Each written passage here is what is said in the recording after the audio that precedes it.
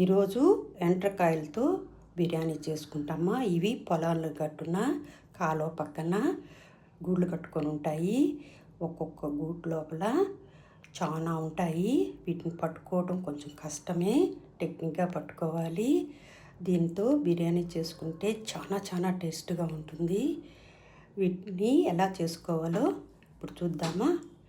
బియ్యంని నానబెట్టుకొని, ఒక గ్లాస్ బియ్యము పక్కన పెట్టుకొని, లవంగాలు, ఎర్రగడ్డలు వేసి బాగా వాడ్చుకొని, 2 పచ్చిమిరపకాయలు, టమాటా వేసి బాగా వాడిన తర్వాత అల్లం తెల్లగడ్డ పేస్టు, మిరప్పొడి, పసుపు పొడి వేసి బాగా కలిపెట్టి, ఈ ఎండ్రకాయల్ని గరం మసాలా కూడా వేసాను, పుదీనా, కొత్తిమీర, ఎండ్రకాయలని వేసి బాగా వాడ్చాలి.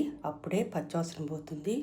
వాడ్చిన తర్వాత ఒక గ్లాసు బిర్యానీ రైస్ కదా, 2 గ్లాసులు నీళ్లు సరిపోతుంది. చిన్న నిమ్మకాయ పిండి, ఉప్పు నీళ్ళల్లో వేసి, తర్వాత బియ్యం వేసి, నెయ్యి వేసి, కొంచెం పెప్పర్ అంటే మిరియాల పొడి వేసి 2 విజిల్స్ వచ్చిన తర్వాత సిమ్లో పెట్టి తింటే ఉంటుంది. దాని టేస్ట్.